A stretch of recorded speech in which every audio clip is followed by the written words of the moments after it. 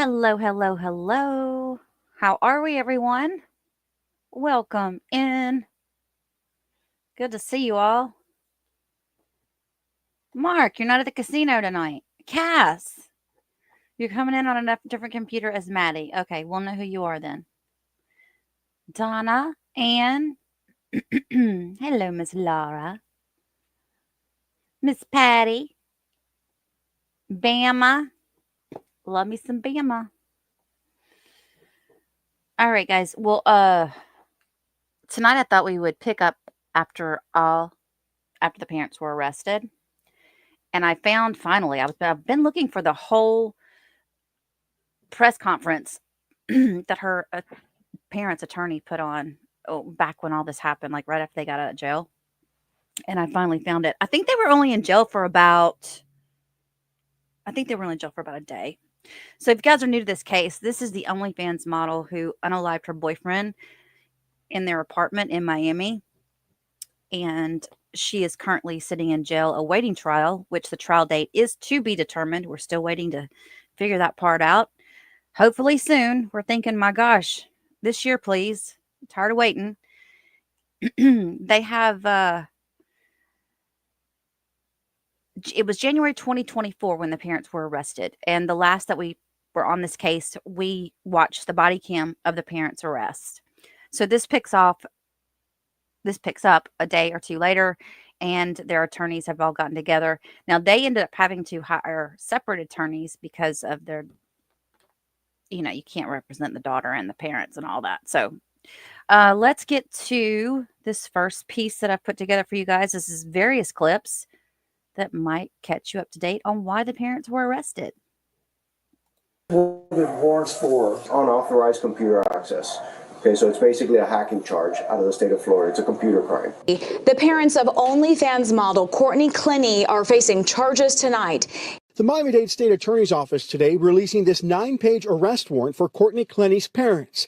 They were taken into custody Tuesday night in Texas and will be brought to Miami to face a single felony charge for unauthorized access to a computer or electronic device. Ma'am, so you're charged with computer offenses? Clenney also faces the same charge. She appeared Wednesday in bond court. Now, prosecutors say her parents accessed and took Obumseli's personal laptop from the crime scene. According to the affidavit, the Clenneys accessed or caused to be accessed the victim's laptop with knowledge that such access was unauthorized.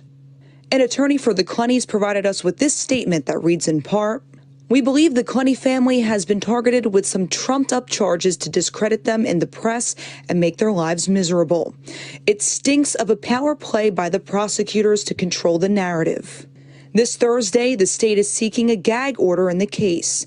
Now they've gone after Courtney's mom and dad in such a way that requires them to spend considerable time in jail without bond. Investigators say they uncovered 4,230 messages from iCloud. Included in those messages, a group chat with Clenney's parents and Clenney's attorneys. The arrest form says they discuss Obumseli's laptop and how to access it. In September 2022, Clenney's dad texted to the group, "Are there any PIN passwords we can try?" Later, an attorney sent 6 messages with possible passwords and wrote, "These were possible, was not sure about capitalization or spacing, but there are the ones she could come up with. I will try all together and mix some of the capitalization and see if we get lucky." Later, Clenney's dad wrote, "Now I know that the PIN is actually a 4-digit number. Hell yeah, that PIN worked." I could totally hear him saying that now that I've seen him, the way he acted when in the body cam footage after we watched that. So when I read this, I was like, yeah, this is what makes me think that he was the one doing all of this. And the mom was kind of just in the background, probably knew what was going on. But I think the dad was more involved in the getting into the computer. An attorney then advised the Clenneys not to create or modify files, but wrote, "But that is great news and makes this easy." The warrant also shows one of the parents talked about arranging to give the laptop to the lawyer and discuss things like data location. In a statement, Clenney's attorney says, "We're extremely surprised and very concerned about the arrest of the Clenney family.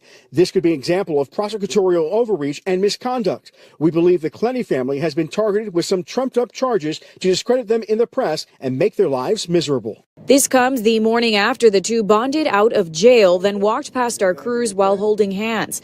The Clenney parents were arrested and extradited from their home in Austin to Miami. To address some of the issues that we see, let me begin by introducing who is here with me. I will start from my right, Ms. Tara Kawas. Ms. Kawas is representing Courtney on the newly charged computer offense. Standing next to Ms. Kawas is Ms. Diane Karamis and Ms. Sabrina Puglisi, who are representing Courtney on the original case. Okay, so just want to make sure you guys caught that. So because of the new computer charge, the computer fraud, whatever they wanted to call it, they assigned her a different attorney on that piece alone. And then, of course, this guy here is the one representing the parents. Of course, next to me is Mr. Kim Clenney and Ms. Deborah Clenney, obviously Courtney's parents, my client and Ms. Ratson's client on the newly charged offense. That is something that I can speak to and that Ms. Ratson can speak to. Any issues regarding the underlying offense obviously are better directed at Ms. Puglisi and Ms. Karamis, and any issues with Courtney's new case can be directed to Ms. Kawas. We will take some questions at the end, but again, it's going to be somewhat limited. We do have a pending criminal charge, and we are in a little bit of a time crunch because the Clenneys do need to catch a flight. This was not a vacation for them.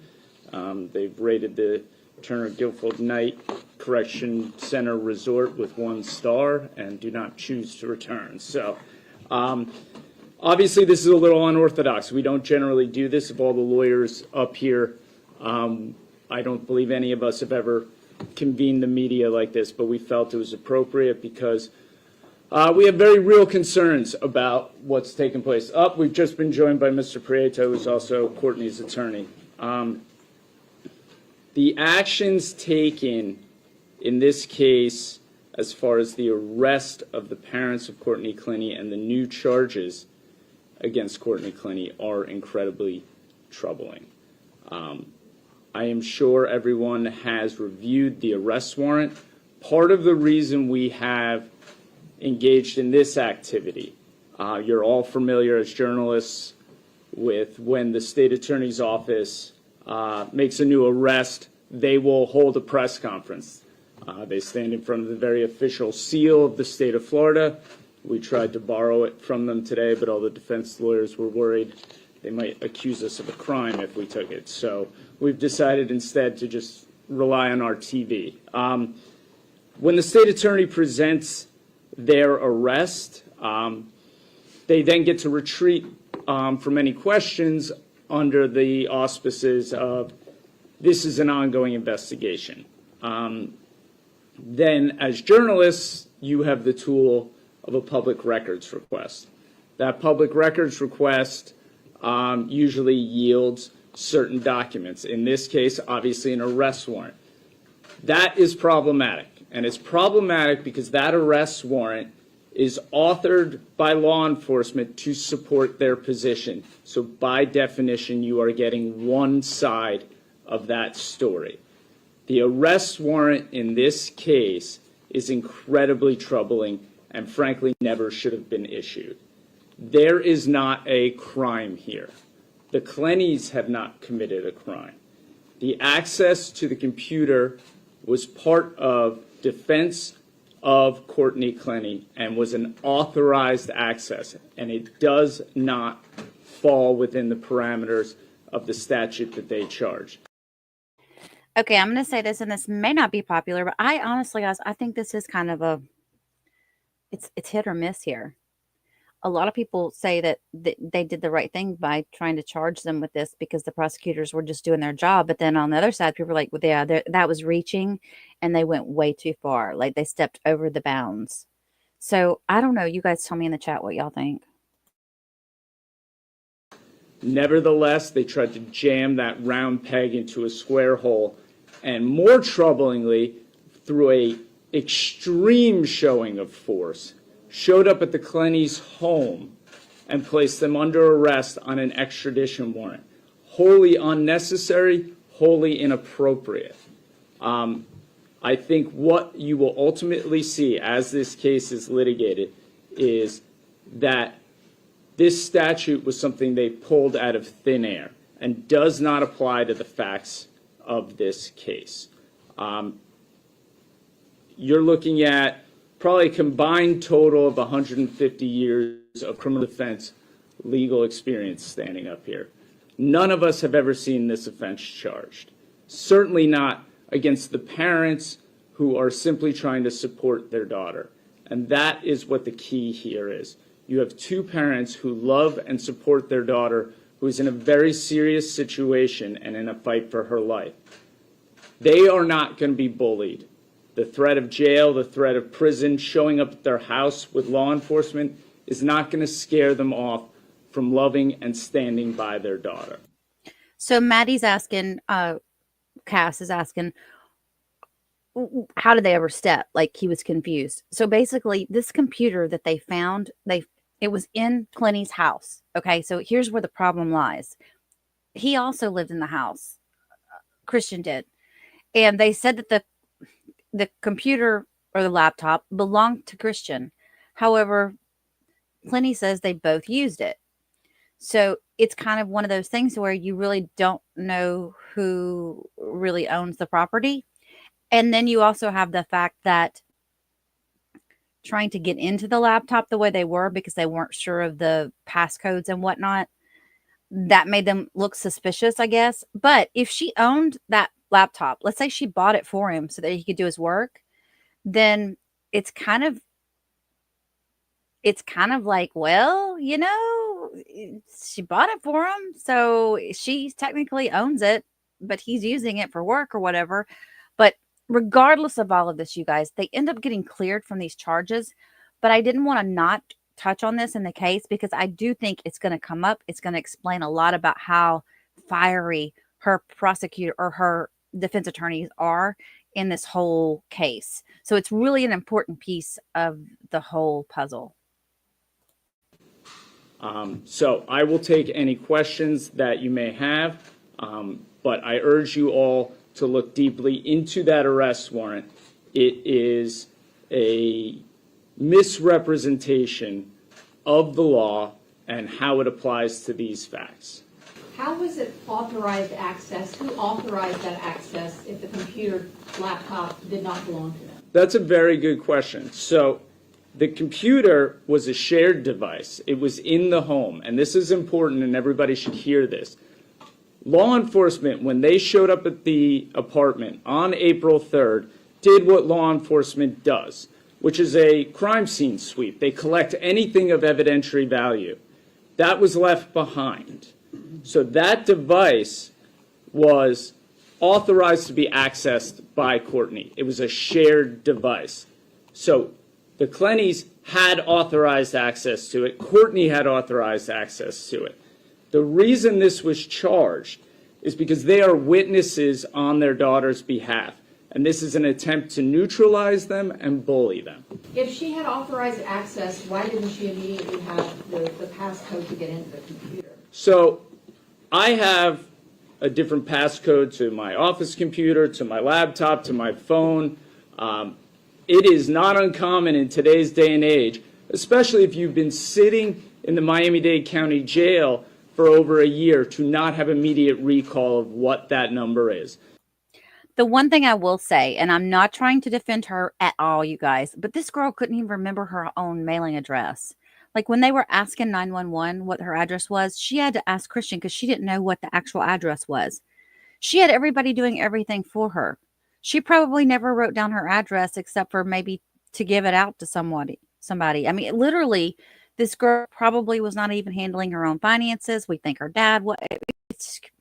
So, yeah, I kind of believe the fact that even if it was theirs, and two, remember they had the key fobs to get into the elevator. She'd already lost her key fob to get into the elevator. He still had his. I mean, she was a mess. Doesn't mean she's right. It just means she was a mess. What is represented in this arrest warrant, and this goes back to what I was saying about how this is one-sided, it's presented in a way to suggest that this was some sort of hack of this computer. This was easily accessed by a 4-digit code that Courtney knew. This was in her home that she shared with the decedent.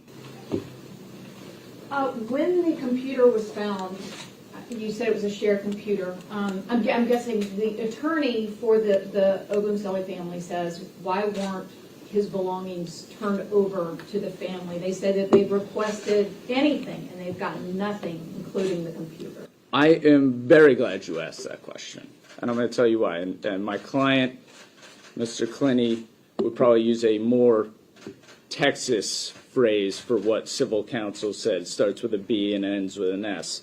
I'm going to use a more lawyerly phrase. That is patently false.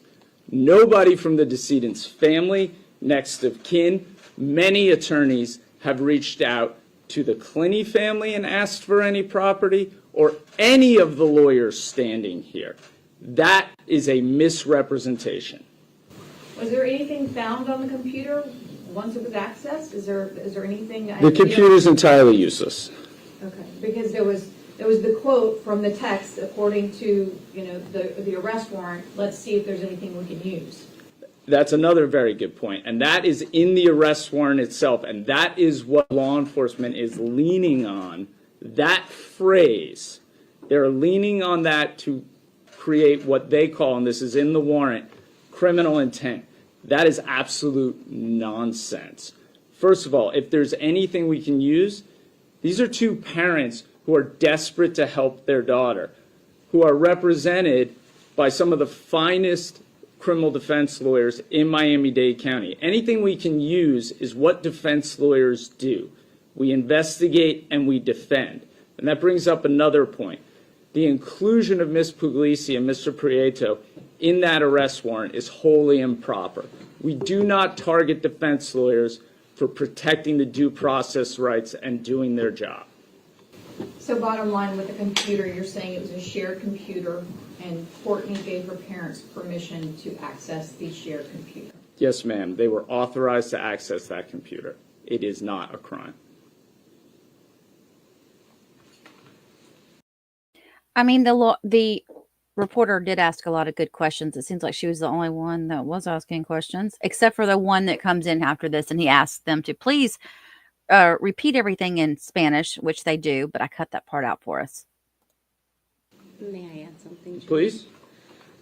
What I would add is what is troubling is the steps that the state attorney's office took in reviewing privileged communications between myself, Mr. Prieto, our investigator, our legal assistant, and the Clenneys. During that time, we laid out our defense, witnesses, experts. The state attorneys have reviewed all of these communications. And we will be taking all the steps necessary to review to make sure they followed the proper protocol. Because otherwise, we are prepared to litigate and seek whatever sanctions are appropriate, including the recusal of the Miami-Dade County State Attorney's Office in Courtney's case. So in addition to all of that we just discussed, now their current attorneys are saying, well, because of the deal with the laptop, they went in and they secured a bunch of stuff from the iCloud that the parents owned. And in that, they had privileged conversations. They say they're privileged conversations with the attorneys for Courtney about her case. And now the prosecution knows how they were laying their case out. Remember that, because it's going to come up in a little bit here. Possibly having the case moved out of Miami-Dade County? It would stay in Miami-Dade County, but the prosecutors would not. Is there anything the parents would like to say, since they are here and the microphone is... So at this point, given that the parents are the target of a criminal charge, it wouldn't be prudent for us to allow them to speak. Although they very much have a lot to say, I don't want it to sound like they're hiding behind their lawyers, but their lawyers are telling them, no, you cannot. So, no. Any other questions? Okay, well, we thank you all for coming. Get home safe. Thank you. Thank you, guys.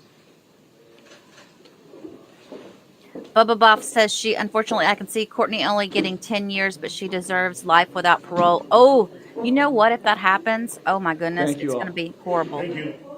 If she doesn't get a good sentence. Those charges have now been dropped. Why? Well, CBS News reports that a statement from the Florida State Attorney's Office says Judge Lara Cruz found that there was a conflict of interest involving the family's lawyer, and that information from the texting conversation is covered by attorney-client privilege. And while Clenney was arrested in August of 2022, investigators believe she gave the computer to her parents sometime before she left Florida for Hawaii. Clenney's attorneys are now calling for the Miami-Dade State Attorney's Office to recuse itself from the case, saying the communications were obtained illegally. And by the way, Frank Prieto, one of the attorneys representing Courtney Clenney, said that's really disheartening that the state would take these tactics and invade the defense camp as the judge found. They invaded the attorney-client privilege work product. They read our text, our strategy about this case. They can't and they should not remain on this case. Is State Attorney from Palm Beach County, Dave Arenberg. Dave, this is weird. This is weird. So what do you make of this? I mean, it seems to me, did the government do something wrong here? No. I mean, they didn't know that the same lawyer who was representing the defendant was also representing her parents. So this was not something nefarious. They came upon this evidence. They found through messages that there was a laptop. They got the laptop and they filed charges because these folks allegedly had improperly accessed a laptop. And then the judge said, well, no, this is protected by attorney-client privilege, so we're going to suppress the information, and the prosecutors dropped the charges. Now, the Miami-Dade State Attorney's Office released a statement, and by the way, this is all according to NBC News. Judge Lara Cruz found that prosecutors were unaware that attorney Frank Prieto represented Kim and Deborah Clenney since a retainer agreement hiring him was only produced after their arrest. Additionally, attorney Prieto never publicly indicated that he represented Kim and Deborah Clenney, only their daughter. A reading of the group text by police investigators appeared to indicate the commission of a crime. This information supplied to prosecutors resulted in the criminal charge. Since Judge Cruz's ruling that the information contained in all the text messages were covered by attorney-client privilege, excluding them from use in the criminal case, the charge against each was nol pros. Now, I want to break this down for a second. You don't disagree with the judge's decision here that this was attorney-client privilege? I'm not sure, because I do think there's attorney-client privilege, but then it could be pierced through the crime fraud exception. Explain what that means. You can't use your attorney to facilitate a crime or to cover up a crime. So that's what another person was saying, is how on earth did her attorneys let her do that? Or should Prieto and that other chick, should she have said, don't touch anything. Don't. Let's talk to, should they have not done it? I feel like maybe they were misguided there, but. So were they using the attorney to help get into the computer? That's the argument that the prosecutors were making. And the judge said, no, the conversations on the text messages, the emails, they were pretty innocuous. In fact, although it looks like the victim here, Christian Obumseli, owned the laptop, according to Courtney Clenney, she had access to it, she had rights to it, and that's why this was nothing foul or nefarious going on here. So this just, to me, was just a ruling by the judge, and you see the difference between the prosecution and the defense. The prosecution says, we'll accept it and move on. The defense is saying, you're bad people, you prosecutors, you need to be removed from the case, you're the worst. See, when you're a prosecutor, you have to take that. You can't speak like that about a case or about parties to a case, and it shows you that the other side can say all they want, you just have to be quiet about it and let me do the talking. I don't think there's much doubt. I mean, it's Christian's computer. Courtney's parents gained access to it, either with her or without. We don't know, because as we know, she was not arrested for 4 months. But there's no question in the arrest warrant, which is very detailed, that they were trying to access it for some time. So this is one of the family attorneys for Christian's family speaking here with Julie. That they were continually talking about how they were going to get in with the code, and they were going to access his computer, which, as we know, is absolutely against the law, especially in light of a murder. This could be crucial evidence that they never shared with the prosecution, and they eventually broke into it looking for evidence, and until they were caught, never brought it to the light of day. This is really something. While this was going on, I'm curious, Michael, were any of Christian's family members trying to get that laptop back?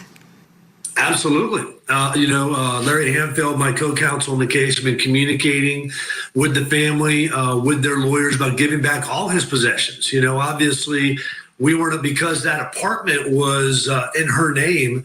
The family, the Obumseli family, the victim's family, was not allowed in the apartment to gain his possessions, get everything. So there were several items that. See, that's so wrong to me. And I feel bad for his family in that. I mean, you could tell his attorney, they probably didn't even know about the laptop. But, let's face it. The Clenneys were getting into that laptop trying to find something to make Christian look like a bad guy, some way to help Courtney in her case. And his family probably didn't even know to ask for it. And they probably did ask for some of his stuff back. And it does not surprise me one bit that her father would not let any of them access anything. That doesn't, because of the way that he's been acting throughout this whole thing. I can't see it. I cannot see it. Let me go back a little bit on this. To gain his possessions, get everything. So there were several items that they were trying to get that were very important to them. Their son was murdered. And just to gain access to get these things back, and the laptop was one of them. And, I really applaud the state attorney's office and the police for following up on this, because, as you said in your opening, this turns the focus back on the victim. And now the prosecution's going forward. And then to find out that they actually had possession illegally of his laptop. And if you look at some of these quotes of how we found anything useful to our case yet, there's no question they were, along with their attorneys, looking for evidence without communicating with the prosecutor. So it opens up yet another wound, and it won't close until they get justice and Courtney Clenney is found guilty. Yeah. Patty, I know what you're thinking. And you know what I'm thinking? Because they couldn't find it, girl. They could not find that laptop in that place. Did you see the apartment?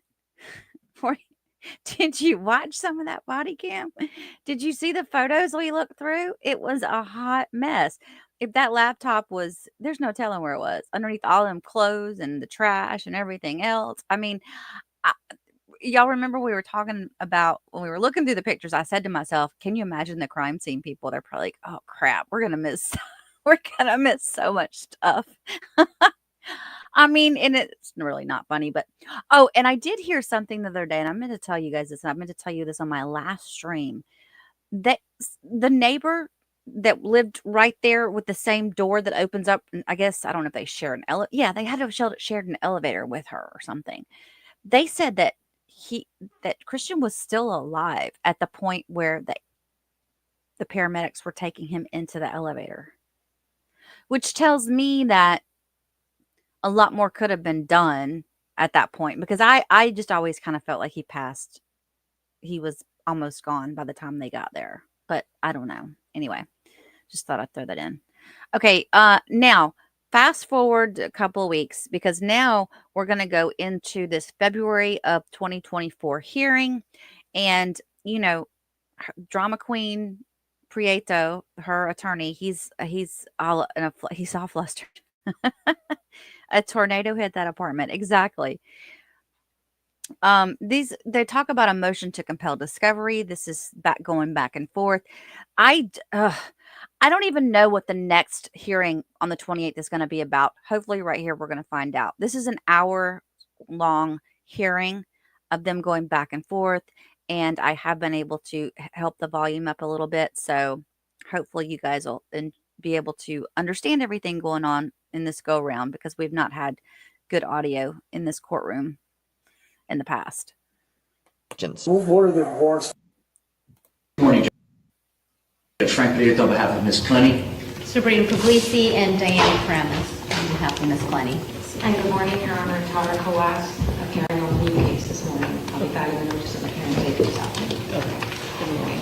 Good morning, Ms. Clenney. All right, so we have two matters in front of us today, essentially two matters. One involves a motion to compel discovery, and the other involves a petition for order to show cause, as well as several replies back and forth. And Your Honor, just for some housekeeping issues, if Your Honor wouldn't mind, sure. At this time, in case F2214137, the state is filing an amended information. The defendant is still charged with second-degree murder with a weapon. We're adding another count of interception of wire, oral, or electronic communications, a third-degree felony.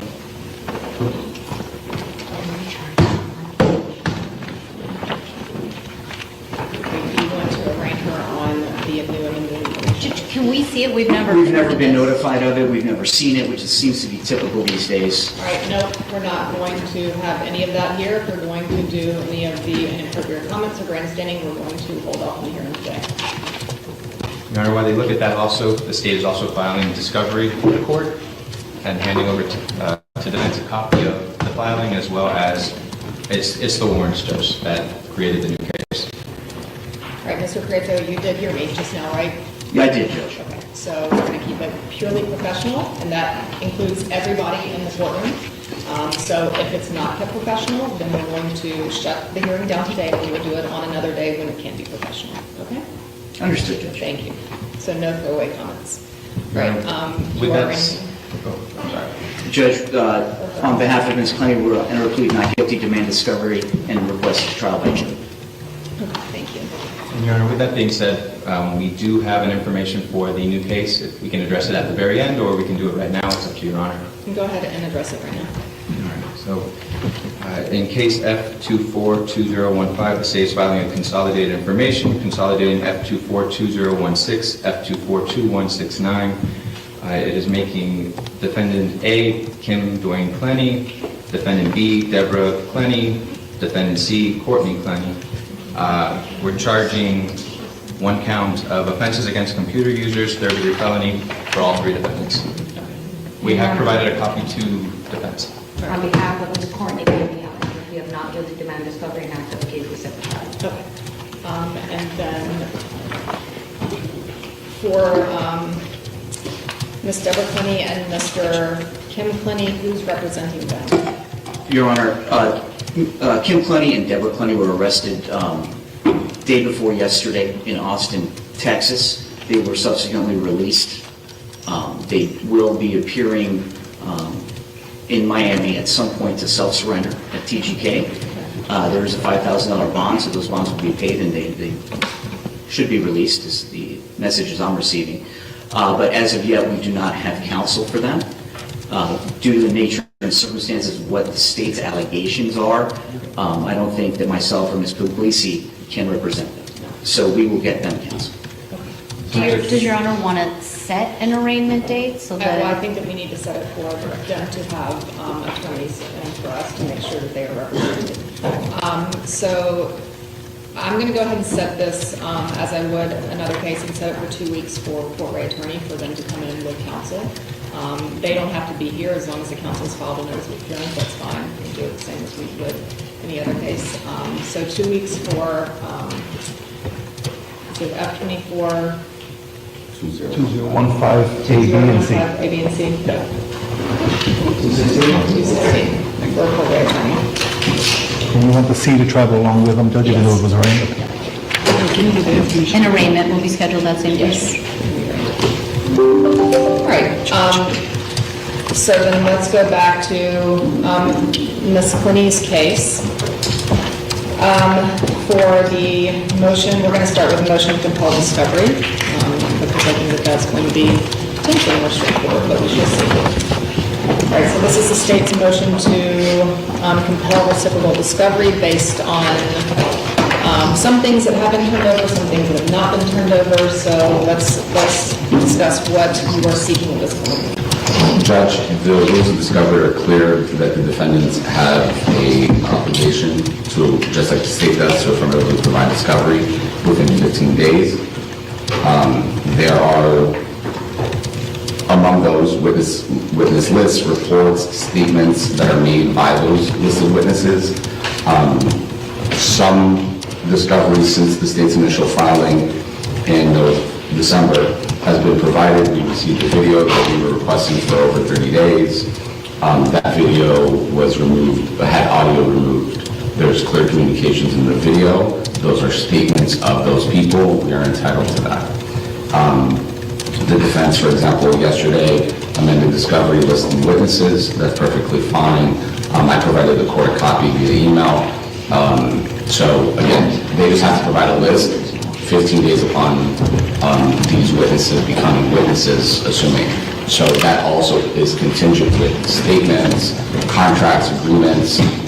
It's anything that would be in theory discoverable. So for example, if they retained an expert, a point of contention might be this person's patina. This person, you paid someone $1 million, they might say whatever you want. The state has not received any retainer agreements, any kind of contract. Zero throwaway comments. Okay, I understand what you're asking about discovery as far as experts, but I was using an example, Judge, of a hyperbolic figure. My point is, and then that wasn't meant as a throwaway comment, it is a question of credibility what a witness might be paid, and the state is entitled to that discovery. To date, we have not received that. Similarly to the witnesses that were listed yesterday, the state did not receive any statements that might or might not have been made by these persons. Additionally, and pertinent to the collateral case, is Mr. Clenney was listed by both the state and the defense, and the communications in writing by Mr. Clenney with the defendant's counsel are all discovery needed to be provided. So, notwithstanding the fact that the state received some of those communications via a warrant to Ms. Deborah Clenney, those communications, all of them, are discovery to the state. is that in your motion to compel? No, Judge. The point is that some of this became sensitive investigative issues once it was discovered by the state in December. So some of the matters I just could not approach because, frankly, I referred it to Miami Police because I'm not an arresting authority and I'm not an investigator, I'm just a prosecutor. So some of these matters I just could not disclose or pursue because then it would hinder that investigation. So, but it's just a basic obligation of the rules. There's no obligation for a defense attorney to invoke discovery. If they do, then they have to comply with it. All right, so what is it that you believe that is outstanding that you are specifically asking for this time? I know that there were, it looks like the videos pertain to potential expert witnesses that I think at least one or two of whom have been listed. Yes, at some point the state is entitled to discovery regarding those expert witnesses if they've, drafted reports. They are entitled to retain agreement, but what is it that you believe at this point specifically that you are requesting that is in your motion to compel? Yes, Judge. The state is requesting the names and addresses of all witnesses that the defendant has, quote, uncovered, because that's the words used by counsel. I'm not making a throwaway.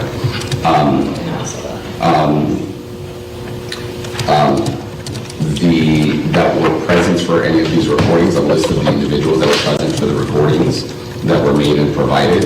Specifically, there's several set of videos, but the studio video, for lack of a better term, one where there were 5 different takes, and there was a secondary video that looked to be outside. I don't know if that was only the defense's expert or other persons there recording it. Those people are pertinent for any discovery.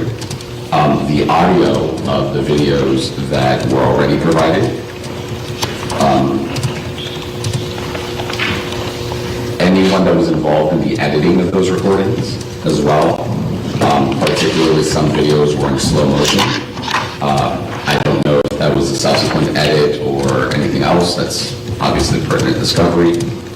And then actually in the last line of our reply, I put statements and reports of any of the witnesses by the defense that exist in their care, custody, and control. That, and the state would just piggyback since they amended the discovery yesterday with some witnesses, whoever those witnesses are, if there are statements of those people. I can't tell whether the witnesses that were listed yesterday were experts. I'm not sure who they were, but you guys can respond to this request. Sure. First of all, Judge, under 3.22, the defense has no obligation to disclose witnesses unless we intend to call them. It's that simple. The witnesses that we listed recently, we intend to call. The experts as well. Well, the 2 experts that we listed, I think, a couple weeks ago. Yesterday, I amended with 4 civilian witnesses. I believe it's 4. These are all civilians. Those are civilian witnesses. One of which, Arthur Cupp, we identified through body-worn camera that the state provided to us, so that person was readily available to them as well. He gave a statement to police, so his statements are contained therein. Any interviews that we've conducted of these witnesses, we will get those statements over to the state prior to them deposing them so that they can be well prepared to do so. As far as the audio of any video, I was present for the filming of our reenactment. There was no audio taken. I will double check with the film crew. I don't see how a cameraman is going to be listed as a witness. I guess I can list him as a C witness that shouldn't be deposed. I mean, these are ministerial acts by these witnesses, but I will get a list of the film crew that was there and provide that to the state. And then editing, any reports that are being generated by your experts. I don't know whether they've been generated yet, but No, there are no reports, Judge. And as far as the editing, that will be, I don't even know who did that, but I'm guessing it's the producer that we contracted with, which is Coal Power Filmworks. that's going to be discoverable. Sure, yeah, we'll list him. And then anything that would be typically discoverable with your experts, you're going to have to turn over, which involves, their CV, the cases that they've been involved on, the retainer agreements, anything they were using to rely on when formulating their opinions. You're going to have to turn it over. Yeah, the two experts that we've listed to date, Judge, we have provided a CV for our medical examiner, and also every single case that he's testified for, we've provided that already. There are no reports, so there's nothing left to disclose on that particular expert. Our knife throwing expert didn't have a CV. I know he worked on it, but we did give the state a biography page that's on his website. That was the best we could do. So we can't provide something that doesn't exist. But as soon as it's all put together, we will do that in due time. The retainers we will provide. All right, so, and again, I'm just going back up to this portion that the state brought up first, which is the names and addresses of all witnesses that have been discovered. And I think that was taken from maybe some sort of media clip or from just your words. Are the new witnesses that are on the defendant's witness list some of those witnesses? Is there anybody else that you intend to call that you have referenced that you have not provided? No, not at this time. All right, then at this point, I don't know that there's anything else that I can compel.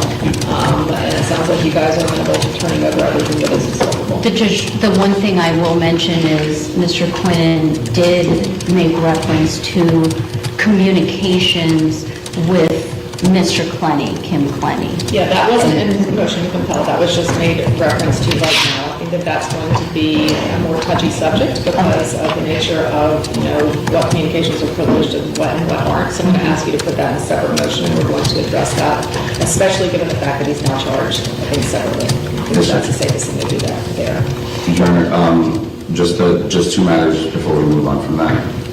The two witnesses listed yesterday have to be determined addresses in Canada, and then we have international issues in terms of setting them in service. That we'll cross that bridge, but I'm just... I mean, at some point in time, you're going to have to make them available for deposition. I'm sure that they know that.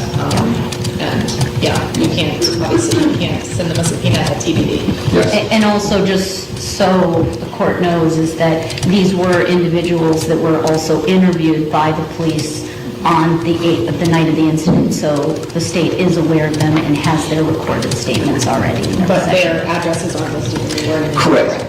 Judge, I can clarify that to the court. Our investigator attempted to speak with them again, and they had subsequently changed their phone numbers. But we do know that they reside in Canada, but at this point I don't have their address. I don't have a contact number, but we will be obviously working on that. But again, the state has their statements that they make to the police, and I believe they're actually, I don't know if they're actually listed by the state already. They should have been, but so they're state witnesses as well. Judge, I'm sorry, because we didn't get to address the second matter. The second matter is when witnesses are listed by the defense, there's no category application to the defense. Only category applications apply to the state. The state has an absolute right to depose all witnesses. I was going to type this in the chat, but I decided just to say it. You guys, I bet her, her independent, her editors, photography, all the people in the background that were working with her, because there's probably several different people, but they were probably all independent contractors, I would think. They don't want nothing to do with this. They probably want to be left alone. They're like, keep me out of it. I got work to do. I don't want to get drawn into any of this because it could actually, it could actually affect their work, you know. First of all, I mean, it could affect their time to get to their work and everything. But I guess that's what they're talking about here is trying to find some of these people. Some of them have changed their number and now a lot of them are in Canada. What? I know they weren't filming in Canada. And that's where our issue becomes is they might have been listed by us because we have an obligation to list all persons we know to have information. Once they list them, it triggers our right to depose them. And that is the equation here. And I do want to highlight one more issue before we move on to compelling, is that it's always on the eve of a motion before this court and a hearing in this court when we receive reciprocal discovery. That is a problem because the rule triggers 15 days. I absolutely appreciate that the 15-day period is when they decide, when the defense decides that they're going to do that at trial. But that exception, that definition would swallow the entire rule if we decided yesterday, we decided this morning. And so I just want to make sure that everyone's aware about that. Is you can't just have. I'm going to have to take them at their good faith statement that they are filing this in a timely way as soon as within 15 days of the moving forward that they're going to list these as potential witnesses at trial. Okay? All right. And hopefully not leave. Okay, so that I think takes care of our motion to compel. It sounds like you guys everybody's in agreement as to what needs to be turned over. As to Mr. Clenney's statements, that's going to be separate. So it's not asked for a formal ruling that it's granted? Yeah, it's granted. And I don't know that. Thank you, Stephen, for being a member for 6 months. That's so kind of you. Bless your heart. You've been putting up with me for that long. You guys, is the audio in the court way too loud? It's the only way I could get it up to where we could understand what the judge was saying. I apologize. There was, let's see if there was is there a proposed order attached to it? If not. No, Judge, because I figured it would be more, there's I'm working with what's said publicly, so. Judge, we'll draft one, we'll get into it. Draft it to me. I have notes here that if anybody has any questions, we can go back on the record and vote on what it was that was granted. Okay? All right, so let's go to the second motion. Let's see.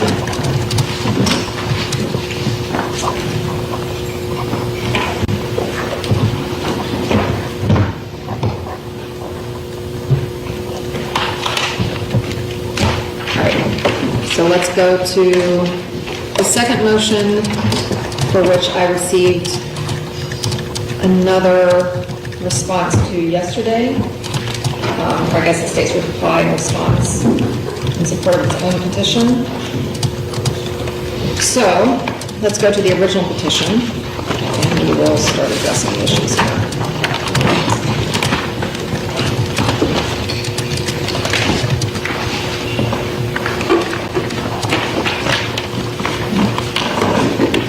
Really quickly before we go on to that, we're not. Ann says these people don't want their dirty laundry coming into all this. I know, right? What do you do for a living? I film X-rated videos. Do you perform in them? No, I just film them. Still, oh, can you imagine seeing that ever?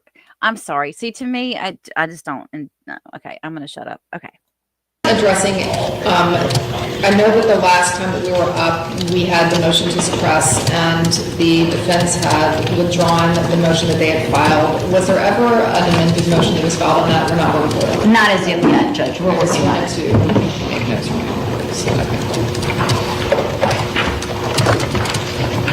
So then let's go back to the worksheets. All right, state. I have read the response, the reply in support of that you wrote yesterday.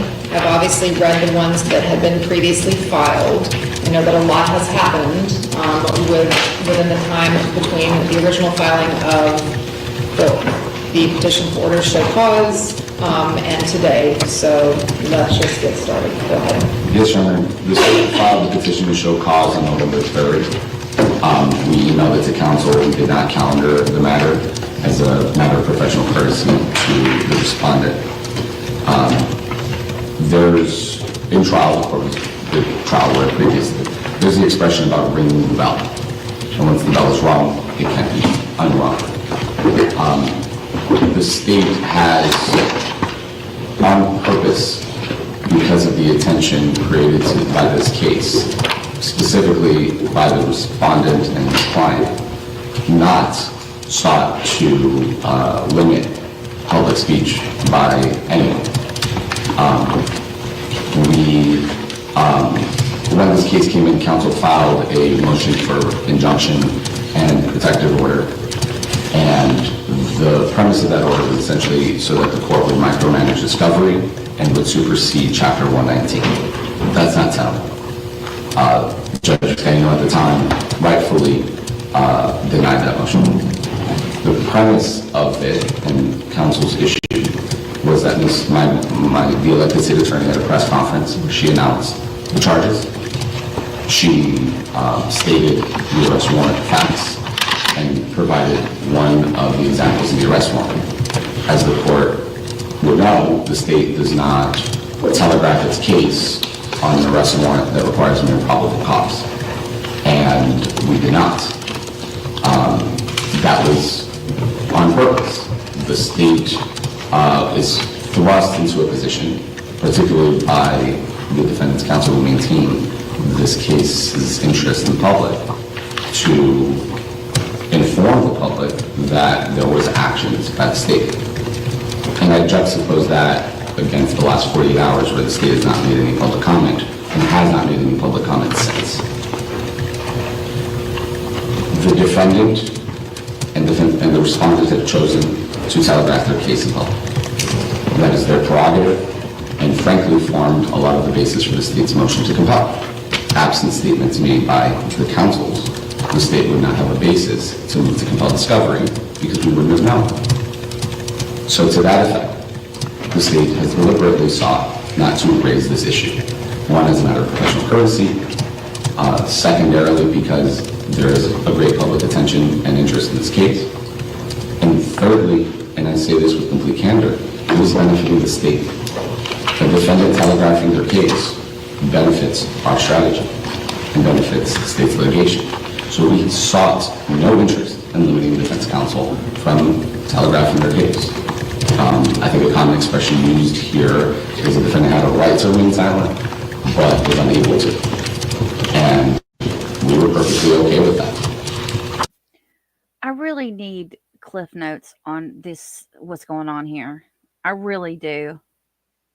Because there's so many pieces now to everything. I can't tell if they're talking about the privileged information that they got into, supposed privileged information, or with the parents, or with Courtney, or it's just, I'm confused. Okay, so let me tell you about my story. Okay, so we were talking, am I allowed to say this? A puffer? I'm going to say puffer instead. Okay, so we're talking about X-rated movies, you guys, because they're talking about the OnlyFans stuff. And so in the chat, Mark puts in there that he's only a puffer. And I said, well, you know, I have a good story about that. And he's like surprised that I actually know what that means. There is, at one point in time when I was in the business world, we were in a corporate meeting and I kept using that term. I used it over and over again. And I was trying to say buffer. Like I meant to say buffer, but I kept saying FL. And apparently was not aware that that was a thing in the X-rated world. Yes, it was awkward. But thank God, you know, these were just the people that I work with, and they all kind of knew how crazy I was. They all started laughing. They were dying after a little bit. And they finally explained to me what it meant. And I was so embarrassed. I was embarrassed enough to where I was like, okay, now the joke's on me. So then it became a joke in the office for like a year. Yeah. No, I was in the corporate world. Well, but I had no idea that that's what that meant. I meant to say buffer. I was trying to say buffer. Anyway, go ahead. I'll move forward. The defendant's attorney walked a very fine line several times, as we outlined. There was this court's hearing, where he made inappropriate remarks, the state objected. The court sustained. Then several interviews, remarks the state would not have, suggested making a finding. The respondent walked up to the line when he called the victim, who's deceased, is unable to defend himself. And there's a particular history that comes with humanizing people, and the big elephant in the room is the racial disparity. That cannot be ignored, but the state nonetheless restrained itself. That crossed the line, the respondent crossed the line when he gratuitously, and I don't know if the court has reviewed the video, but it's been available for the court, not a response to the question, not prompted for no other reason, just volunteered that the victim was sexually battered by a family member. That's not appropriate. That achieves no goal. It is not asserting the innocence of his client. It is not saying the evidence will show that his client is not guilty. It is not saying when the case will be heard next. It's not discussing what preliminary or procedural matters might come up. That was, for lack of a better term, a cheap shot. That was wrong. And that crossed the line. The state is then left with the remedies, or the following options. Do nothing and embolden the behavior that has been progressing and escalating. File a petition to show cause, not calendar it. Contact counsel and say, please, stop. File a petition to show cause and calendar it. Or move for a protective order and a restraining order against counsels and the litigants from making public comment. The state took its least restrictive means, and again out of professional courtesy, filed a petition because it needs to be a matter of record, sent it to counsel, emailed counsel, said we are not calendaring the matter. We hope the conduct in the petition ceases. 3 months later, the respondent chose to reply and bring up the matter with the court. The state, candidly, has not sought a remedy on this matter. Frankly, as far as the state was concerned, because there was also no reply to the state's communication, we thought that it was water under the bridge. And we're here litigating this matter because the respondent chose to. To skip ahead regarding a reply, No, I don't know if the other lawyer is standing up sleeping, but I know this one right here on the right, on the left-hand side of Courtney, she's about to sway off. This guy, it's his monotone. It's just spit it out, Chico. Tell me what you need to say. I want to hear it. I want to understand facts. I'm sorry. I'm not legal minded tonight at all, you guys. This is difficult to watch. The state's petition to show cause, and the state has not amended its petition to show cause or filed a subsequent petition to show cause. The respondent has arguably engaged in further conduct that is further escalating and raising the temperature that requires this court's attention. Again, we discovered this knife throwing not from court pleadings, this knife throwing expert, but from counsels on TV. We discovered that there would be a reenactment video, not from counsels, and there was email communications by the state with counsels during that time regarding discovery, but from the respondent's co-counsel the day before Thanksgiving going on TV. That is not a way to litigate this case. We then spent, and I outlined in the motion to compel, almost 30 days berating the defense via email to provide us discovery because we did not want to delay the proceedings. We want to review whatever the materials are, decide our strategy, conduct our discovery, and litigate the case. It's been 17 months roughly since the defendant's been arrested. April 3rd, 2024 will be 2 years since Christian was killed. And it feels as this case is moving at a snail's pace. So to put it bluntly, we want to get down to brass tacks, and litigating these collateral matters are not in the state's interest.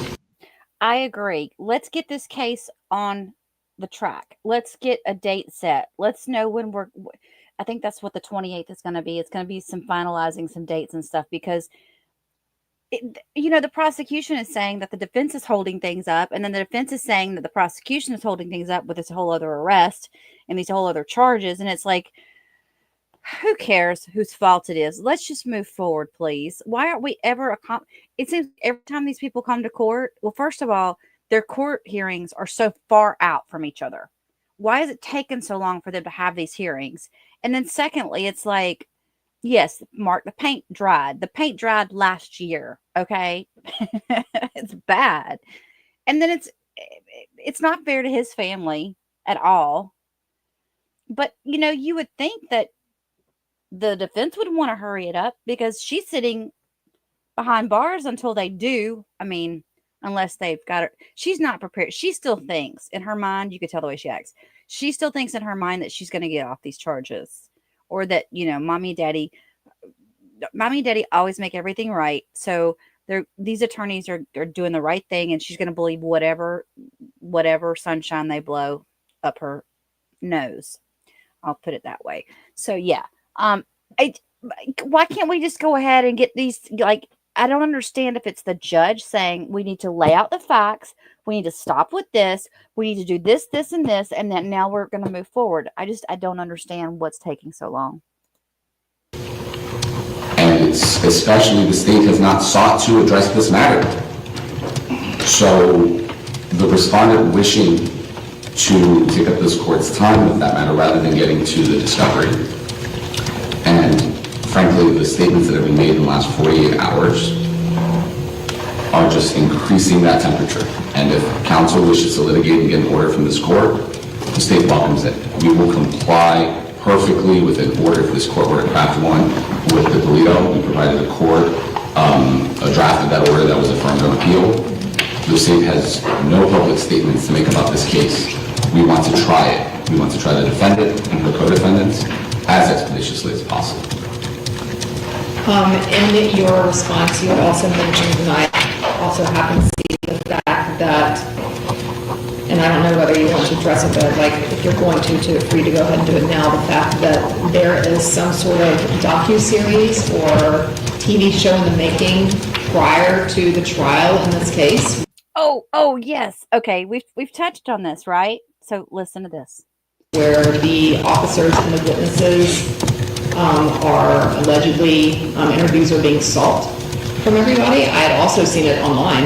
Yes. And was very surprised to see that. I can address that. So the state has not ever been approached regarding from TMZ regarding our comment and participation in this docuseries. We learned about it almost contemporaneously with one another. We served a subpoena on the defendant's management company for behind-the-scenes information, contract, etc., premised off of the respondent's statement that she was allegedly human trafficked. So we expect that might come up in trial, so we might have to rebut that. The counsel for that company informed us that they were approached by TMZ regarding a docuseries that they wanted to interview his client. At roughly the same time, and the court has the emails in our exhibits, the City of Miami's public information officer received a request from TMZ to interview the lead detective by a person named Brian Andrews. He's a former local newscaster and the president of a PR company. We didn't want to blow up anyone's Christmas and New Year's, so Mr. Abeloff emailed the respondent and his counsels requesting this, whether they were participating in this because it's inappropriate. And 30 hours or so later, we get a response, essentially neither accepting or denying anything. And about 10 days later, we find out from Lexington Capital that on that date, the respondent sat with the defendant's co-defendants for interviews. And there's actually a few matters that came to my attention after the state's reply yesterday. TMZ aired parts of those interviews already as a apparent teaser.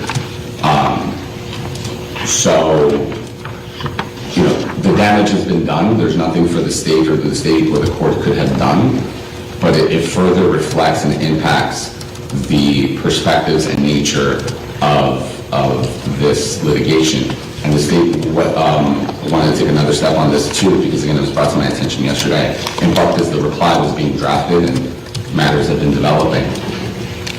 TMZ, I believe, was the first to report the arrest of Mr. and Mrs. Clenney. And that reporting stated that they were arrested for tampering with evidence. Clearly, the arrest warrant doesn't state that. Clearly, the facts in the arrest warrant don't state that. Clearly, the state's information that was filed and sealed at the time didn't state that. That was not a correct reporting.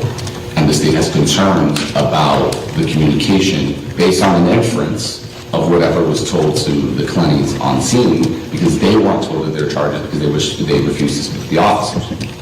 So, given the intimate personal relationship the respondent's been having with TMZ regarding this docuseries, the state has obvious concerns that there's essentially going to be something televised, and particularly the state's concern, because it was alleged by the emails, is that this is being telegraphed from a particular perspective, and the state does not get to air an infomercial of the defendant's guilt before trial, so the defendant should not be either, and that's inappropriate conduct that the court should be aware of.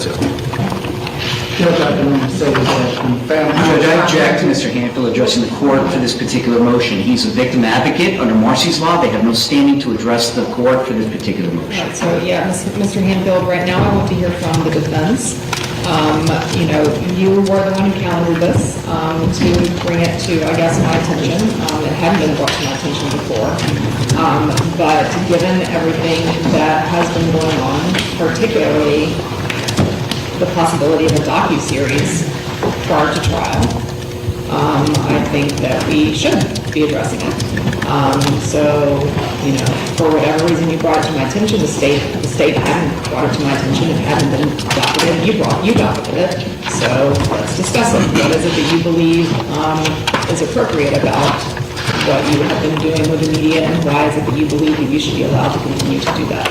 Sure, Judge. And first I'd like to say that I'm not sure a petition for order to show cause is the proper avenue. I think a motion seeking some type of protective order is more appropriate, but procedurally the court can address it however it would like. It's the first time that it's ever been in front of me on any sort of petition on any of my cases to address this issue, so I'm not sure what the appropriate avenue is, but we're here to see whether or not there needs to be a full response or remedy. Correct. And Judge, I brought this to the court's attention by countering it because this was already filed. It was filed by the state. And what happens once it's filed, based upon the media attention that this case is receiving, the media, either through public records requests or now finally the clerk has finally got us like electronic access to the documents that are filed, it's open to the public. And in that particular petition, quite honestly, there's comments in it that besmirch my reputation. And I'm not going to sit by idly while I'm attacked by the state. Oh, Frank has got his panties in a wad today. Big time. Okay, team. Okay, let me show you guys really quick. So I'm going to switch over and show y'all this picture. This is the picture of this one right here. Is the name of it. I think I watched it. I can't remember. If it's the one I'm thinking of, it wasn't even that much about her. It was weird. It was weird, but this seems to be different, so maybe it's not. But you can get it on because I was looking it up. You can see it on Tubi. YouTube has it. You're gonna have to pay for it. I know I saw it on Tubi, and Tubi's free. So, yeah, if you want to watch it, I don't think it was that great of a documentary. Okay, back to this. And With regards to inappropriate comments that I made at the Arthur hearing to the lead detective, I'm going to rely on my written response. I'm not going to dignify it with a reply, verbally. And I don't think that that's the bigger issue here at this point, so. Sure. You know, and the state's saying that they had to barrage us with emails for 30 days. If Your Honor recalls, that's the time my father passed, and I'm sorry I didn't get it to them faster. But we're working this case. We've taken lots of depositions, but this particular petition filed by the state, I believe, needs to be addressed because we are constantly, from the defense side, being barraged by the media from day one. And, you know, the state saying they can't unring the bell. Well, you can't put the toothpaste back in the tube either. And that is why at the onset of this case, I sought a protective order to limit the discovery being released under Chapter 119 because I knew this was going to happen. The state aligned themselves with the Miami Herald and fought me on that. All I wanted to have, and Your Honor was not sitting in this court at the time, but all I was seeking was an ability for the court to review discovery prior to it being released under Chapter 119. Not a complete gag order at all, because the writing was on the wall. My office probably received 15 calls as soon as the arrest was made. I wanted to limit this, and now the state can't have it both ways. It's the pot calling the kettle.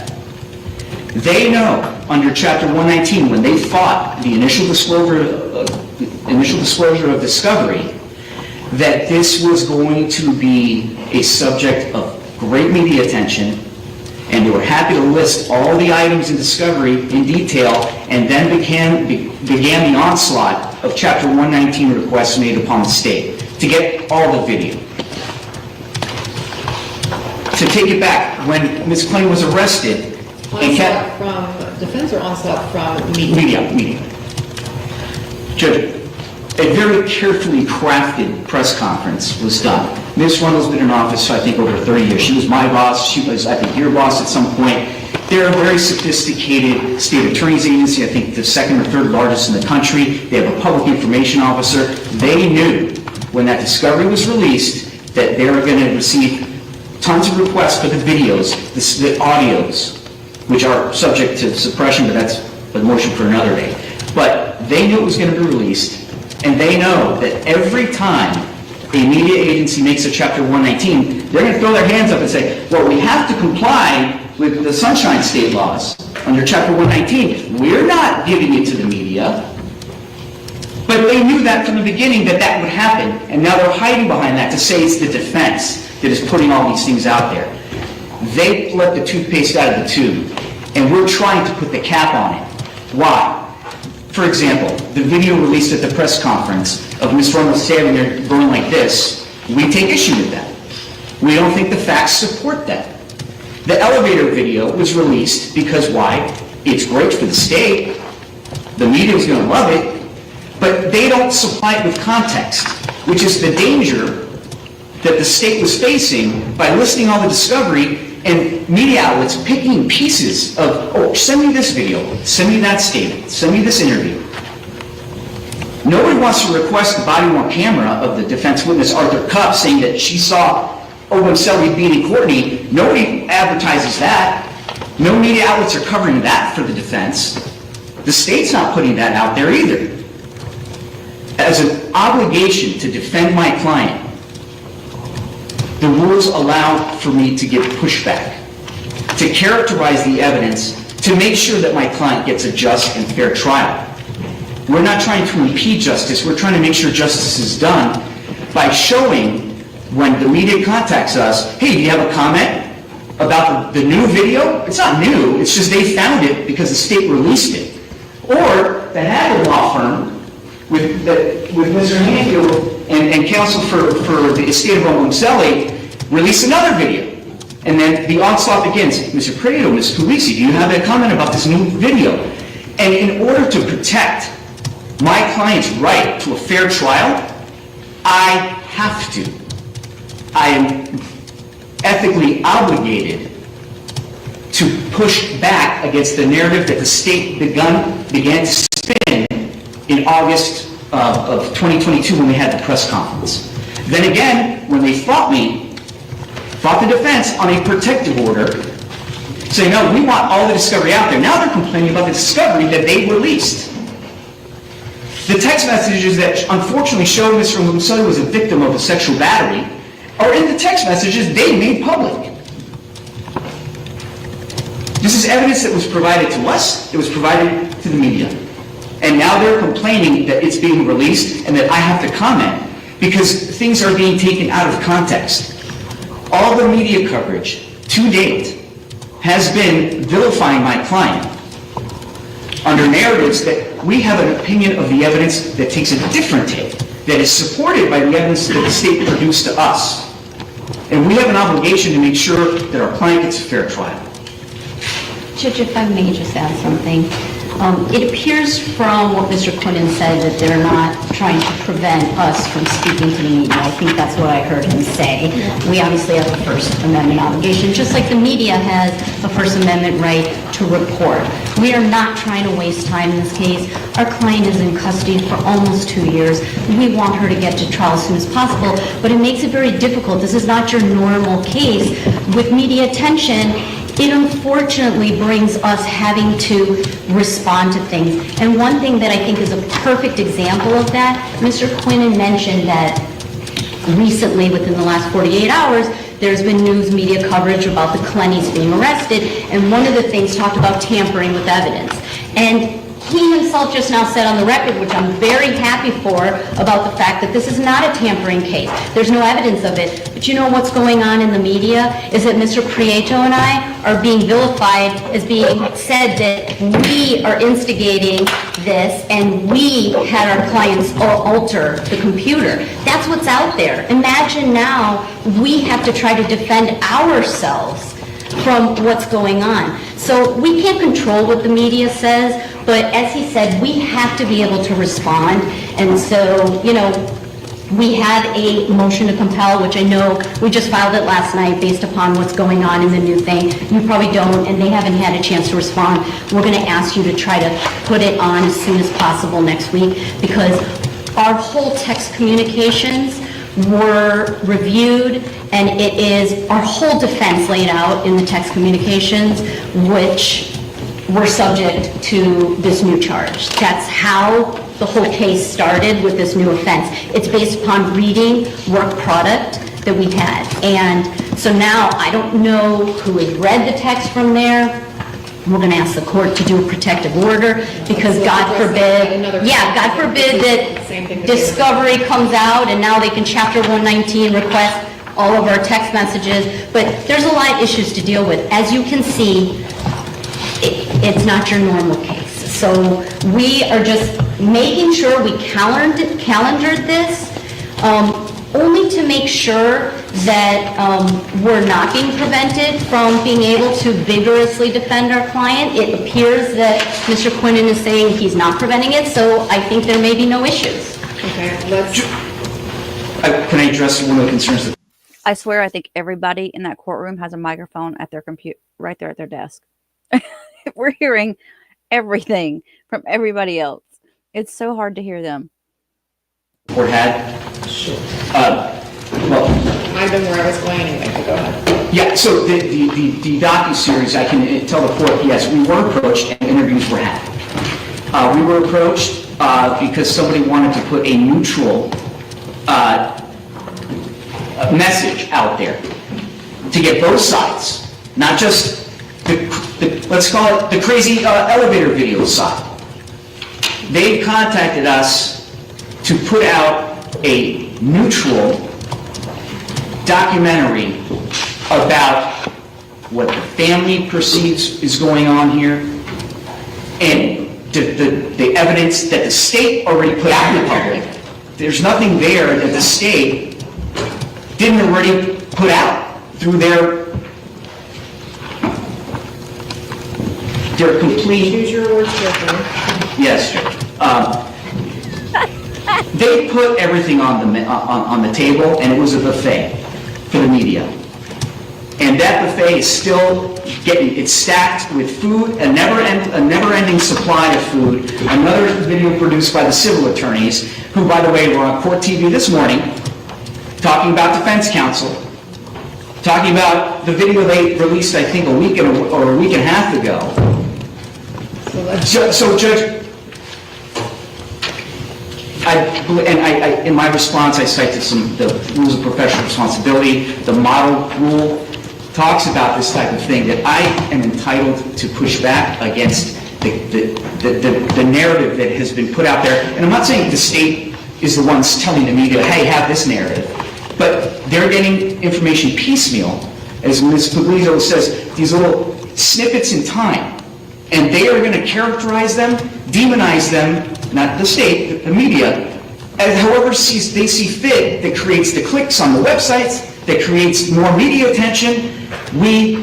I believe the rules allow our, number one, the freedom of speech is obviously something that's implicated here, but more so to make sure my client gets the fair and impartial jury. This attorney owns a Pomeranian and drinks fruit for drinks. I guarantee you he likes fruit, and he drinks like martinis and little cocktails with fruit and umbrellas in them. I guarantee it. He's that type. And I'm not saying, if I was going to say I think that he's gay, I would say that. I don't think that. I'm not saying that. I'm saying he's just that type, that he's just, wait, there's a word for it. What is it when men are, what do they call that? The dude in the teal shirt is an OF editor. Mark.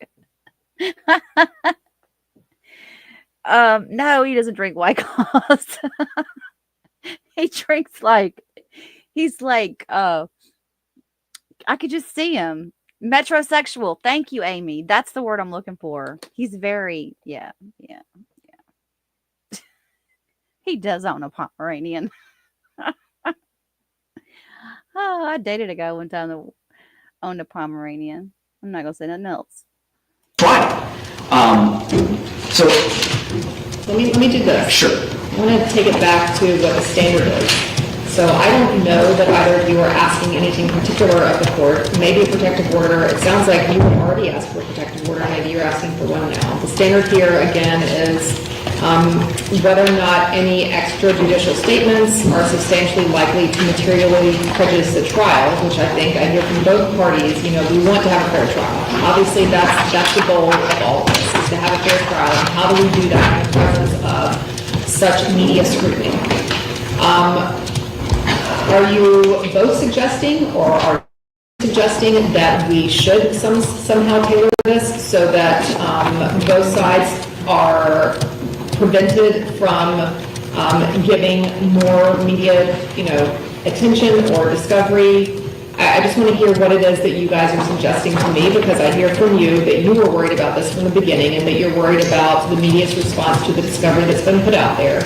And hear you guys saying that you are worried about what defense is saying in the media about their case, about the victim in the case, and potentially whatever this docuseries is or will be. So what are you both suggesting and requesting from the court? I'm going to hear from the state person and I'd like to hear from the defense. Yes, Judge. So regarding the respondent and the defendant's motion for protective order, the state actually believes the court should tailor.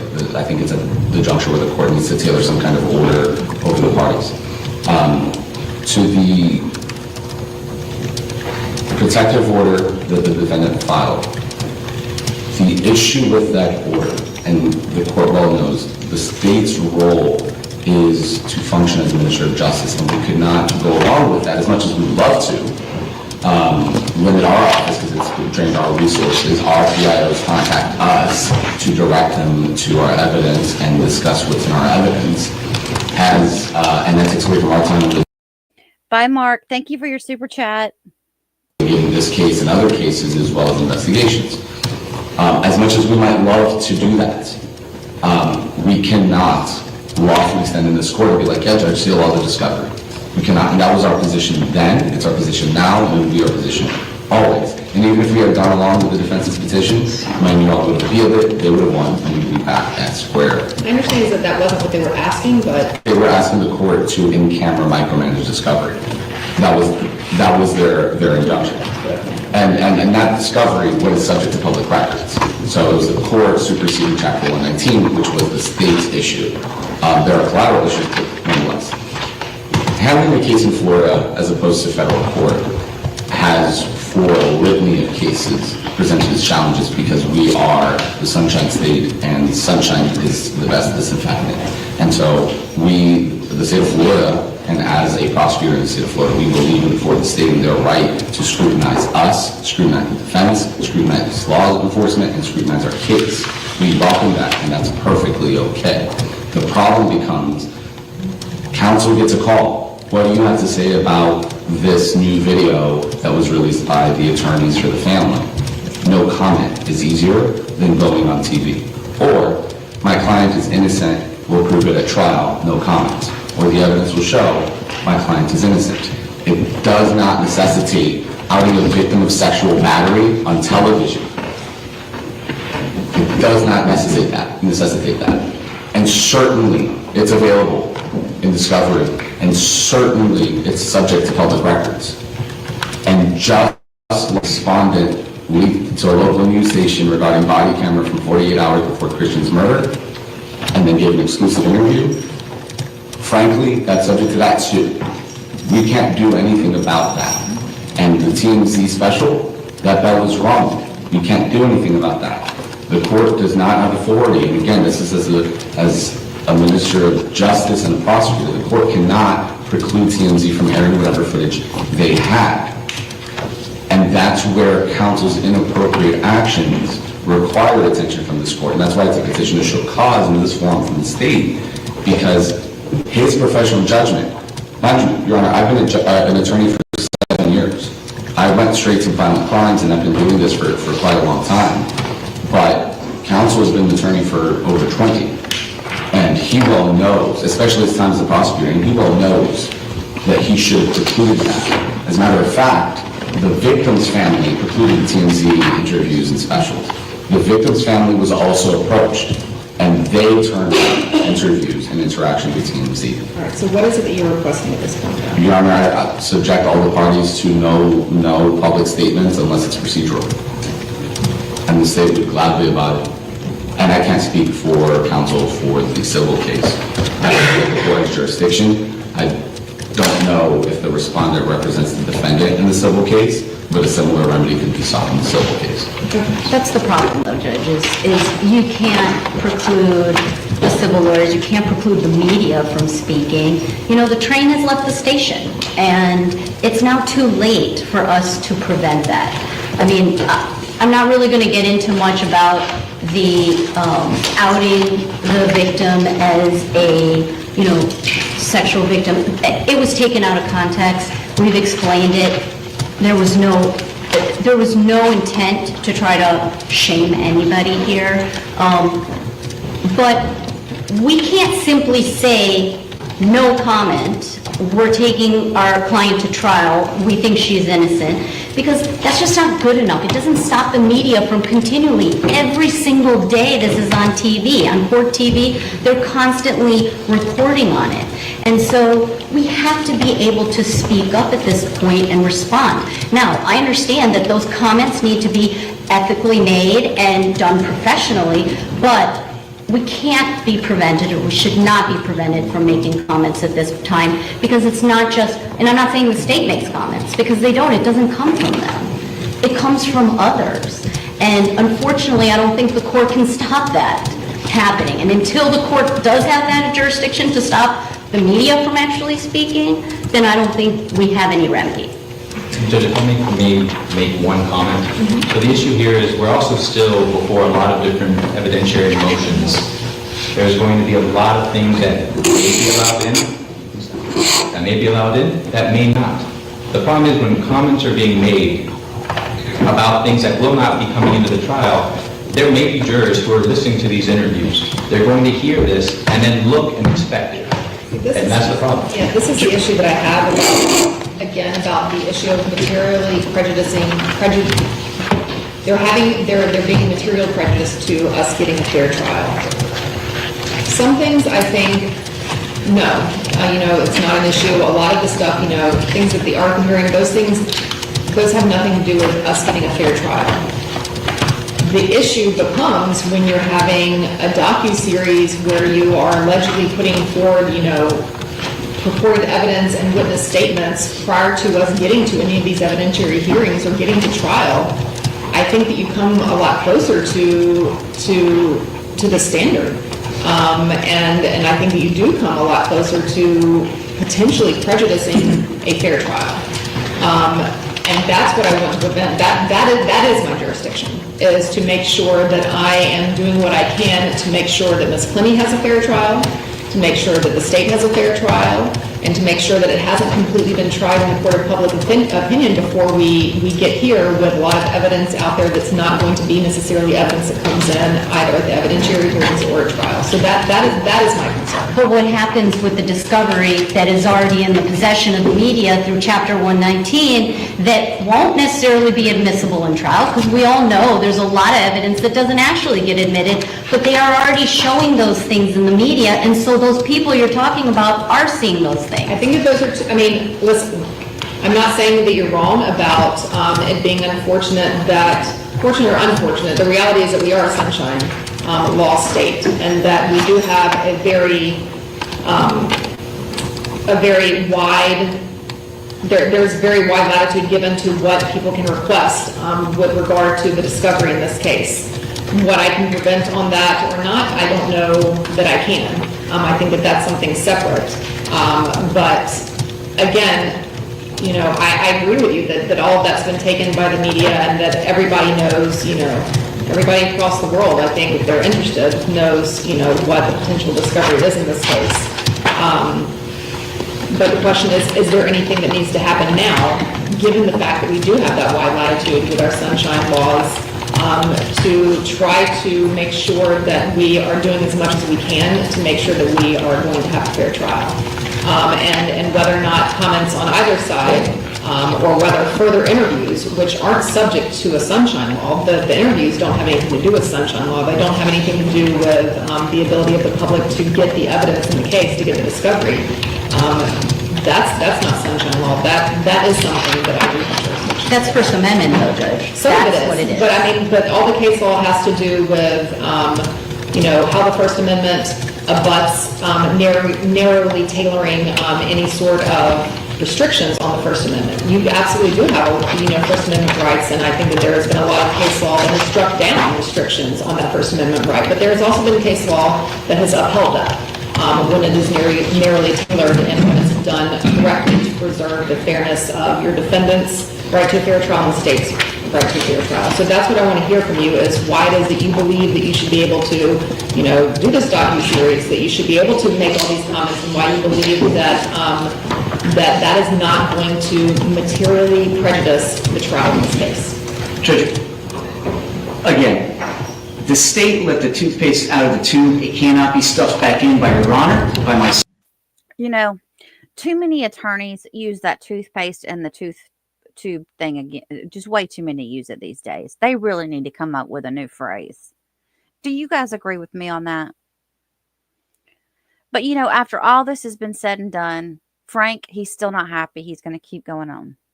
Myself or the state now, perhaps in hindsight, could have had a filter team going through discovery, and yes, it would have been more work for everyone, but that would have prevented it. But that's water under the bridge. At this stage, I'm asking the court to take no action on this petition, deny it outright, because we have to, when more discovery comes out, we have to have the ability to push back. So, for example, Court TV calls us almost twice a week, and we don't go on very often. When we do go on, it's because they had a panel of experts analyzing video and commenting about what these quote-unquote experts think the video shows. And that is improper for us to remain silent about. For example, the elevator video. Nobody talks about how that elevator video, the elevator goes directly into the client's apartment. Nobody talks about this gentleman having to... No, it doesn't. No, it doesn't. there's a door where you have to enter the apartment, a door with a key. That's the part where they keep messing up, and they need to be careful with that. We found. And if we are not able to push back at the level that we've been pushing back against the media mischaracterizing the state's discovery, that will materially prejudice our client.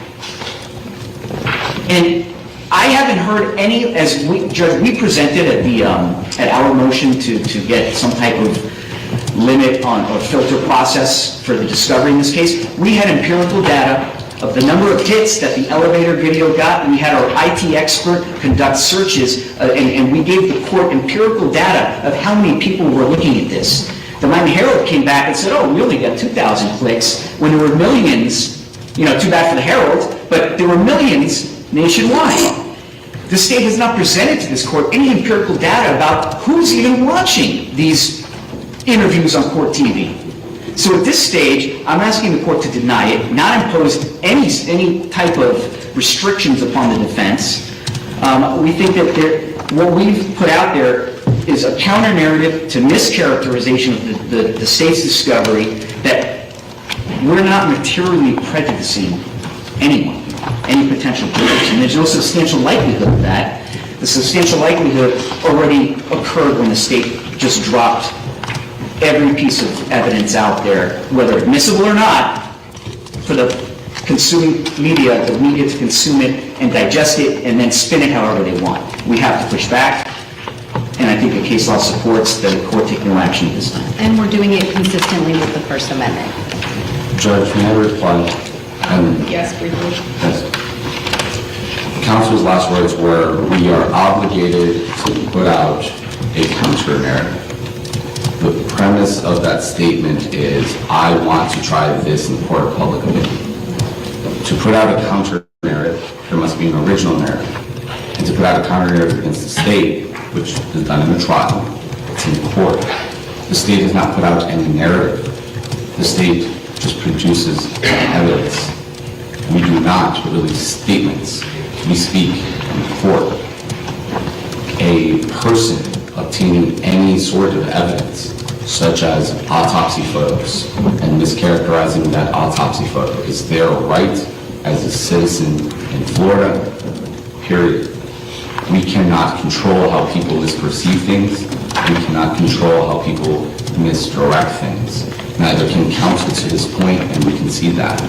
But again, no one from the state is trying to try this in the court of public opinion, and the defendant is trying, more specifically the respondent, is trying to taint the panel before it gets here. That's the particular problem. People without credibility on the internet making wild accusations, wild statements on both sides, because it's not only against the respondent and the defendant, have no basis being validated by any of the litigants, and particularly counsel. And that's why the court should impose, at this point, the only thing that's going to limit the prejudice for the immediate problems, because I understand from the most recent TMZ posting is that this special is airing a week from next Monday, is time, which is a delay. And if the court recalls the last setting, the state said, we're concerned about getting dumped a bunch of witnesses and then a speedy demand. That's just not saying in this case, I'm saying that's a constant concern for litigants across the board. And that's a problem, is that the only remedy at this juncture, particularly with an impending docuseries, is time. So if the defendant and the respondent chose to file a speedy demand so that they can try this case in the wake of this directed, at least based off of the emails that we received and the courts received, a perspective-based docuseries, they could do that, and the state is left without remedy. And that's the particular problem. The court needs to resolve it now, so that with time, the roiling boil reduces to a simmer. And the media can do whatever they want, that's their problem. And they can air and say whatever they want, that's their problem. But the litigants have no basis in saying anything to the media, period. The litigants should only speak in court. And that's what the state has done, and that's what the court asks to impose, consistent with the Toledo. Judge, I would just say that the First Amendment has a very high standard, and the state has not shown any evidence to support that speaking to the media will affect the jury pool. Your Honor even said, if this docuseries, we don't know. And unless there's data or evidence to support it, it cannot surpass the First Amendment right. And Judge, we are, it's on the record. Ms. Pugliese and I said it last in the court. We are not filing, if the state's concern is we're trying to try this in the wake of it, we are not filing a speedy demand. It's on the record. I stand by that. Ms. Pugliese stands by it, and we stand by our reputations in defending our client. Judge, I have one last comment, and it actually goes to a further request from the state. So, as counsel had mentioned, the fact of they had to put their narrative on, say, the elevator video. What the attorneys say, and we all know this, what the attorneys say in trial is not evidence. That specific narrative would have to come from his client if she so chooses to testify in a trial. The reality is this is where we run into problems with these interviews for this TMZ program. Now, obviously, Your Honor may not have jurisdiction over TMZ, but Your Honor does have jurisdiction over the parties here. My understanding is you have to give permission to publish anybody's statement in any of these documentaries, and I believe Your Honor could put in an order to ask and order the defense to not authorize TMZ to post their statements in that, that documentary. And I think that is the appropriate remedy here. The court could order the parties to revoke their release. Correct. Their press release, their release for their interviews. This is kind of interesting that this is being brought up so much, because this is what they talked about when they were discussing the Crumbly case and how the prosecution was the one involved with the docuseries during the trial. These are going to be more and more. These are going to happen more and more, I guess, moving forward. Somebody's going to have to put something in place where this stuff gets addressed up front. It's happening too much. Particularly within the Illegal. Okay, I'm going to take all this into consideration. When did you say that you thought that this was? According to the TMZ snippet from yesterday, it was a week from Monday, this coming Monday. So whether that's still the case or I misheard, Judge, I can find what I saw yesterday and send it to the court and counsel. Right, so I'm going to have an order on all of this about Tuesday then. Okay. Judge, can we talk about, I'm sorry, that was another matter, so can we? So this I'm going to have an order on for Tuesday. If you want to give me a proposed order on the motion to compel the evidence as we discussed today, that would be great. I will draft my own order on this. Yes. Can we please next week schedule a hearing on the defendant's motion to compel and request for evidentiary hearing? It was filed yesterday, so I know you don't have a copy. We can forward you a copy to Chambers so you'll have it. But it obviously deals with a lot of sensitive information. One of the things I'd like to at least know right now is, are Mr. Prieto and I, do we have our phones being recorded, our conversations recorded? So, we'll give you a copy of yours. State, did you say that you had already filed another motion to compel, or no, Judge, in response to their motion? Yes, so the court, I raised today that Mr. Clenney is listed witness by the defense. The state is entitled, just like the defense would be, to memorialize statements by a witness in the case. They have no obligation to list the witness. So if he had not been listed, they would have an obligation to provide his statement. But they are in possession of statements by him. Can you get anything that you think that you are entitled to in a motion by tomorrow?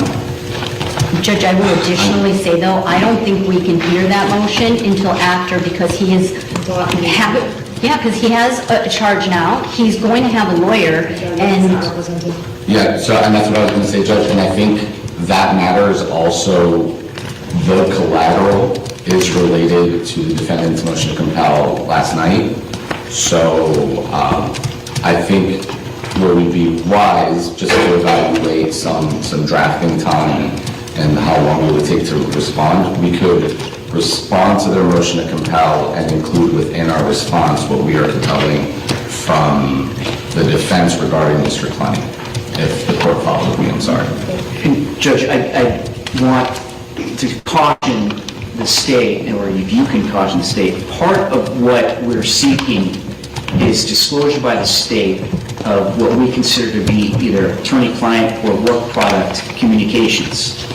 Part of what you're seeking? Yes, because the state is in possession of our private communications. If the state is going to be filing any kinds of responses attaching these communications, again, they're letting the toothpaste out of the tube. It needs to be filed under seal. Just don't attach it. Judge, we've also made a lot of these. She said, okay, just don't dramatize it. She just said that. Should I back it up? I'm not going to. Communications available to defense. It's over a terabyte of information. We will have to work with defense and communicate to get a device from them to be able to put all of these on. That being said, we're going to tell our public records people to not release without further order from you regarding the privileged information. Yes. Correct. Yes, Judge. So that's going to be part of the litigation, is whether voluntary disclosures to third parties are privileged for client conversations. Or work That's, product. again, voluntary. We'll wait for your order.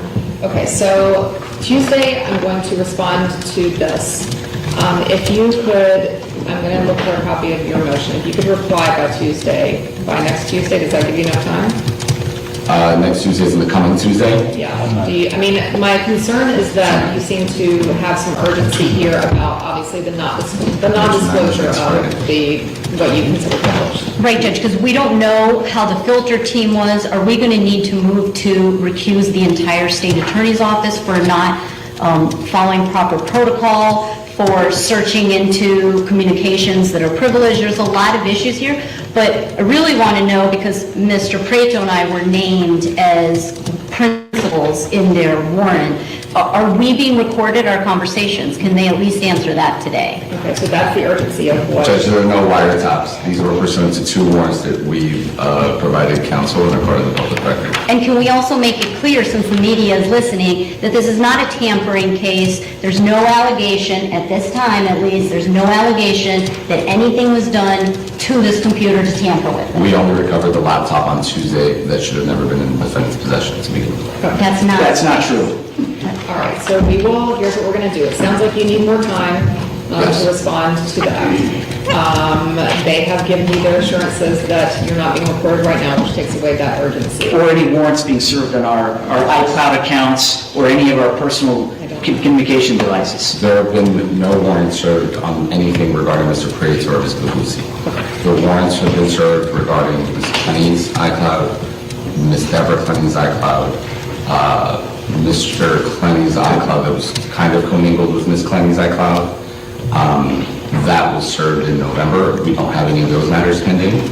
There will be upcoming warrants on both of Mr. and Mrs. Clenney's iPhones. There is an upcoming warrant on Mr. Obumseli's laptop as well. Right, but not for counsel. Not sought any warrants or process on counsel. The problem is there are work product attorney-client communications on their phones with a group chat. So that's, again, voluntary disclosure to third parties. We're not litigating that issue now. You can the state can respond and we'll argue with For that, I'm going to give you 2 weeks to respond to that. If there's some sort of emergency that comes up, or you believe that there's an emergency where you believe that something is going to be disclosed that you believe is privileged, come and bring it to my attention. I'm going to put it on the state to do the same if you know that something is going to potentially be an issue. You got to bring it to my attention. But right now, I'm going to give you 2 weeks to respond to that. That doesn't take away the fact that I'm going to have this order for you on Tuesday. And lastly, Judge, related to that is we'll be doing a motion to quash a subpoena. It was filed against our defense expert, and it's set for, or his interview with Ms. Hogue is set for the 9th, which is next week. So we'll be in the process. On Tuesday as well? Yes, Judge, we'll have that filed. I just wanted, because I know we may not hear it, but until that gets done, we would move to, hold off on any kind of interview. He is being represented by Jude Fecciadomo, so, but we believe, because it's our defense expert, that it's us who would be doing the motion to quash. So just get it filed before the 9th, and, you know. No, the 9th is the date he's supposed to go. For the subpoena. He's supposed to go. Okay, so if that happens, obviously you need to hold off on anything if there's a pending motion to quash. Yes, sir. All right, anything else for today? Regarding that motion to quash, I will probably need 24 hours to reply. I don't think that she's necessarily requiring a reply to it. She's just saying that he's not going to show up for the 9th. She's saying that that is going to be happening, so that interview is going to need to take place a different day. Right. If it happens. That's it. And Your Honor, on Ms. Kennedy's new case, on the arraignment date, since she has already been arraigned, could we waive her appearance for that February 16th date? Yes. All right. Anything further? All right. Nothing. You can come in on Tuesday if you choose to, but I'll probably just e-file the order so it doesn't even have to come in. Okay. We can put it on for Tuesday just for my order, but just know that you don't have to be here for it. Okay? Thank you, Judge. I'm sorry, there was nothing further from the state, but the next thing would like to be heard. You know, here's the problem that I have. They're talking about, she's like, well, I'll make a decision on Tuesday, and then, but you don't have to come in. And then I showed you guys in this last video we did with the Clenney case, we can't go in, the public can't go in and get that information unless we ask for it. We have to go to them and ask them for it. So it's hard to understand exactly where they're at in some of these pieces. This judge, she's got her hands full with both of these attorneys, I think. You've got one that's very by the book, but very standing his ground. And then you've got another one who is just, both him and her. She's not as over the top as he is, but she's pushy as hell. So I can get where the judge is just like, breathe, bless her heart. She seems like she keeps it together, but she doesn't do her rulings on the bench like, what's his name? Cranick did. Cranick would make a decision. Boom. He'd make a decision. And I don't know why. I mean, it's her courtroom. She can do what she wants to do, but I think that's part of what's slowing things down.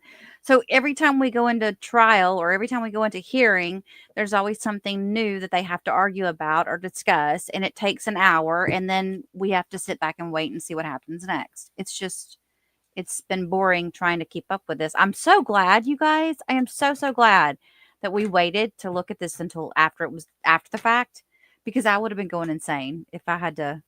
It's like binge watching on Netflix, It's like, don't make me watch all the commercials or wait for the next episode to come out. I want to know now. I need to know now. I would much rather binge watch a series than to wait each week for a new episode to drop. Ugh. Speaking of which, I did watch something new I was going to tell you guys about. Is it Netflix or is it Hulu? I don't know how I never know which one it is. Anyway, there's a new one out called, I just lost it. Hang on. Give me a second. I'll remember it.